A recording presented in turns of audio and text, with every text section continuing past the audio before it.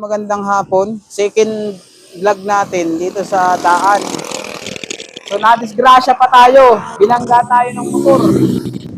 Yung damage ng motor natin, ayan. Hindi na lang ako nagkuha ng video dun sa pagkadisgrasya kanina dahil may pulis. Inasikaso agad kami ng pulis kanina. So kapanggaling ko lang dito sa Pagbilao. Diyan ako nadali. Diyan ako nadali ng aksidente. Binangga ako ng kapwa motor. So bata, walang lisensya. Aabutin ko sana sa police station. Nakiusap na lang yung magulang. So pumunta na lang kami dun sa bahay nila. At napag-usapan naman, so nagkasundo kami, binayaran na lang ako para ipaayos yun. So tornilyo, tsaka yung kabitan ng tornilyo nasira sa atin. So ngayon naman ho, meron ho tayong nakita dito sa daan. Isang pamilya siguro ito, hindi ko alam, dito sila natutulog sa kalsada. Hindi ko alam kung anong ginagawa nila rito. At kung saan ang punta nila. Nakakariton po sila mga kababayan. Papakita ko.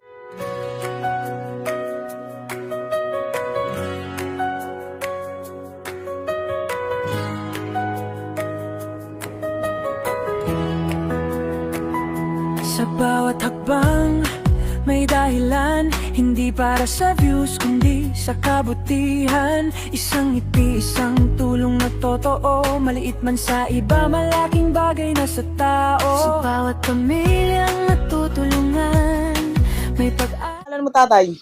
Ako si Alex Navales. Alex Navales. Navales. Pwede pong ilagay ito dito sa iyo. Eh medyo malakas yung iyong busis. Ano? Opo. Upo ka dito kay ate. Opo. Ito po ang aking mag-ina. Mag-ina mo ito. Tapos si tatay. Ito po Upo ka. kababayan ko po. Dito sa karton. Kababayan ko po siya. O, kababayan mo. Oo. So, bali, 4 kayo naglalakad. Opo. Ilang araw na kayo naglalakad? Ay, kumaga sa kuwan kami, hindi ko makuha kung ilang araw na kami, kung saan kasi kami Saan kayo galing? naabutan ng dilim. Saan kayo galing? Kalamba po. Kalamba, Laguna. Opo. So, ang papunta kayo ng Kalawag. Calawag, Quezon. Kasi ito po pinapauwi na po ako ng aking kapatid sa Kalawag, dito lang sa Barangay Santa Maria. Oo. Inuutay-utay ko lang kung kailan kami hindi ko lang kung alam kung kailan kayo makakarating kasi Oo. ito naman po ang kuwan ko po kanina nagbenta po ako ng kalakal din Oo. nakabenta mo ako ng 80 pesos bumili kami ng kalahating kilong bigas. Pagkain. Pagkain sakop ko na rin itong aking mga alaga na aso. Okay. Sige, saan kayo sa Calawag uuwi, tatay? Barangay Santa Maria, dito lang sa Bungad. Barangay Santa Maria. Ito po, mga kababayan, meron pong nakasulat sa kariton po nila. Ang nakalagay po rito, patulong po sa inyo. Pambili ng pagkain sa daan. Salamat po. So, naging interesado ako doon dahil sinatatay pala ay galing pa ng Calamba, Laguna. Opo. Barangay Halang. Barangay Halang sa Laguna. Opo. So, bali, nasa ilang gabi na kayong tumutulog sa daan? Bali, kuha na rin, kumbaga sa kuha inaabot na rin kami ng mahigit 1 linggo. Mahigit 1 linggo. Opo. Galing Laguna. Opo.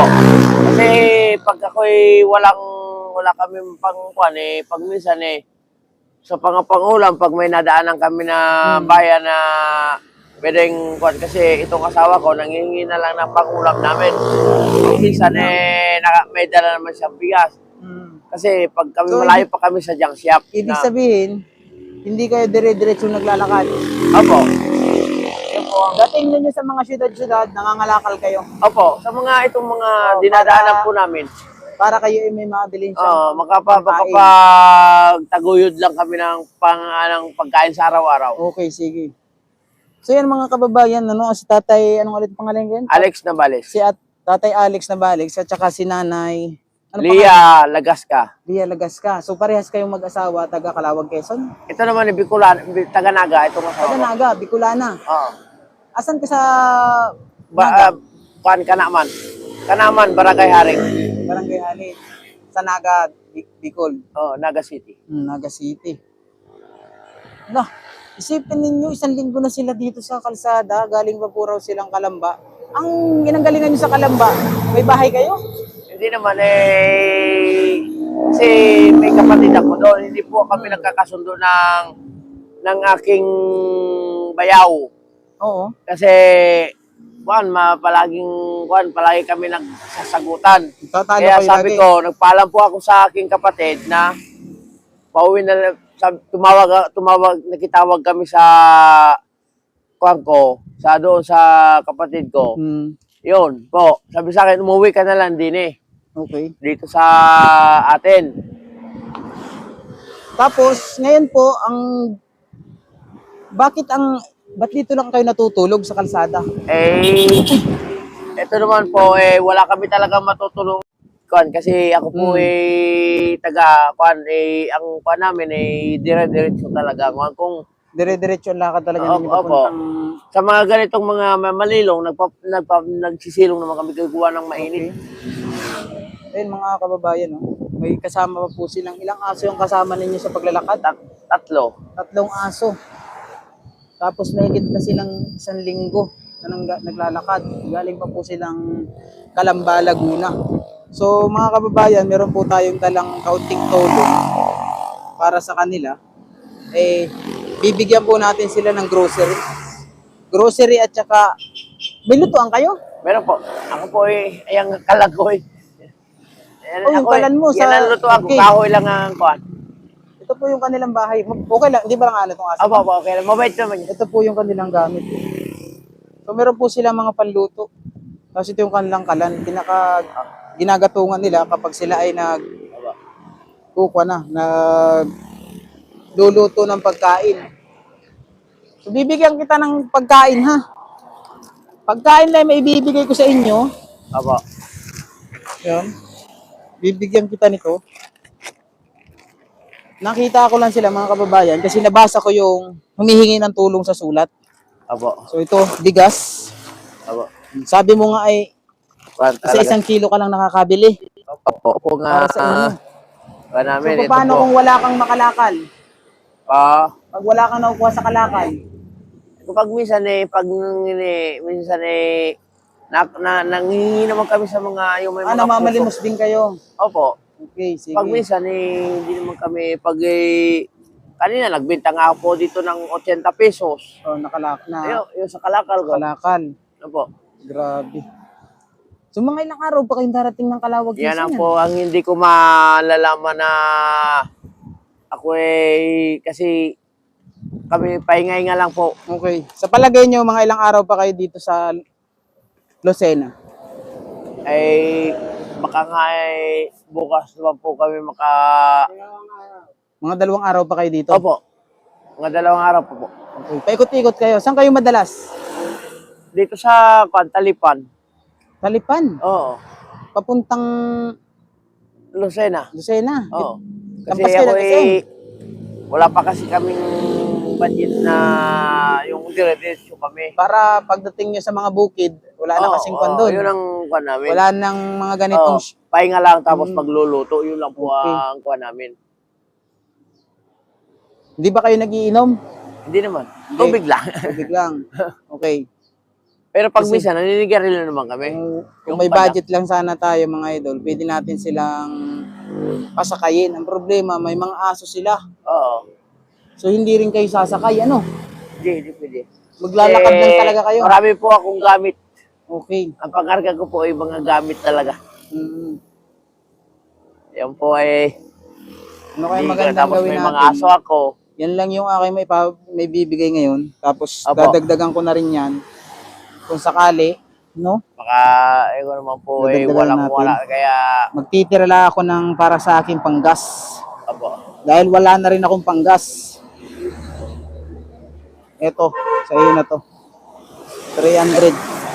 Dagdagan natin 300 yung kanilang kwan, mga kababayan. Yan lang po kasi yung aking nakayahan sa bulsa ko dahil ako'y napakaliit lang ang ating kinikita ngayon. Salamat sa grocery na ni Ma'am Tintin at saka ni Pare Koy. So, dinagdagan na natin ng 300. Dahil sila po, papunta pa pong Gumaka, Quezon. Galing pa po sila ng Calamba, Laguna. So, sabi nila, mga 2 days pa daw sila ditong magpuuli-uli dahil namamalimos nga sila. Tapos nagbebenta rin sila ng kalakal para makaipon. Para once na dire-diretso na sila ng papuntang Kalawag, meron na silang pundo pangkain. So dapat yan, itabi mo lang. Opo. Dagdagan mo pa, hindi mo siya dapat bawasan. Ano? Opo, opo. Ito, mga ilang araw mo tong kain. Opo. Dahil 5 kilo din Siguro yung dala natin abutin naman bigas. sa amin na nito ng mga 5 araw po. Tapos itong bata, ilang taon na to? 12 years old po. 12 years old, nag-aaral hindi? Hindi pa po. Hindi pa siya nag-aaral. Kasi wala po akong kaya sa buhay na kasi wala pa po akong doon ko na lang tatransfer sa Calawag. Ibig sabihin, hindi pa ito nakapag-grade 1. Dati nakapag-grade 1 naman siya, pinahinto ko siya. Pinahinto, so wala talaga siya, hindi siya nakatapos. Opo, hindi po. Nakawawa si Kuya. 12 years old na, hindi pa rin nag-grade 1. Calawag ko na lang Ilan po taong siya. ka na tatay ngayon? Pa? Ilan taong ka na? 56. 56, si nanay? 49. 49. Tapos si Kuya, paano nakasama mo si Kuya 51. Paano mo siya nakasama sa ganito? Sa kwan ko naman ko naman siya, mga kababayan ko naman siya, siya po wala talaga wala siyang paruroonan. Kaya sinakop ko na rin sa aking naisama. Bakit po kayo nakapunta ng Laguna? Gawa po ng aking ng kapatid. Oo. Ito po, bali, inabot na rin ako ng 2 taon dyan. Sa Laguna? Oo, dito sa Barangay Halang, Calamba City, Laguna. So after nung kanmong yun, anong trabaho mo dun? Scrapping lang talaga. Ito rin, ganito din na. Opo, ito lang ang ginagamit ko. Kaya lang nung pinagmumura po ako ng aking bayaw, yung asawa ng aking kapatid, lumayas ka dito. Sabi ko, Okay. walang problema. So asan nga ulit po kayo sa Calawag, Quezon? Dito lang sa Barangay Santa Maria, Tapos ang apelyido nyo ay Navales. Nabalis. Yan po. Apelido ko po sa nanay at tita. Yan mga kababayan, sa mula Calawag, Quezon, nananawagan dyan sa inyo. Kung sino kamag-anak nito, ninda tatay Alex Navales, Calawag, Calawag, Quezon. Calawag, Quezon, anong lugar mo doon? Barangay Santa Maria. Barangay Santa Maria, Calawag, Quezon. Ito po sila sa daan ngayon. 1 week na daw po silang naglalakad galing Calamba dahil ay paglalakad nila ay diretso silang namamalimos, panilimot ng kalakal para may maibenta pangkain nila. 4 po sila. Bali yung isa daw po ay kababayan nila. Isinama na nila pati yung kanilang anak na 12 years old ay kanilang isinama sa paglalakad. So pauwi pa daw po sila ng Gumaka, Quezon. Hindi ko alam kung ilang araw nyo panlalakarin yun. No? So sana ay makarating kayo at sana makatulong din yung binigay kong yan, pati itong bigas at saka grocery, sana makatulong sa inyo. So ang destinasyon ninyo ngayon, saan ang punta ninyo ngayon after dito? Parang dito na lang po nga kami magpahinga. Oo, kasi Kasi malamig. na rin itong aking kababayan itong aking kababayan po talaga. Payat na, Ilang taon na papagod na rin sa Ilang taon init. na si tatay? Ilang taon na siya? 51. 51. Ako Tapos ay 56 ako. 56. Mas mahina pa sa'yo. Mas mahina pa resistensya kayo. Sa'yo Ayan mga kababayan po, nasa gilid po sila ng daan. Apo.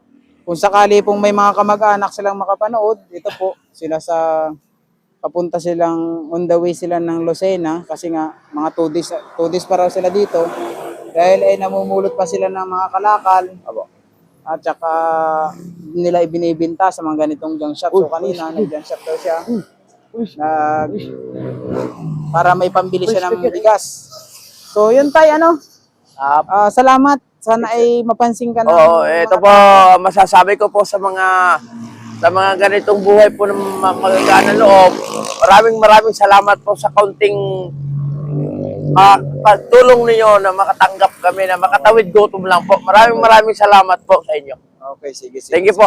Ayan ang mga idol. Sige po. Ito po yung kanilang pan. Salamat po.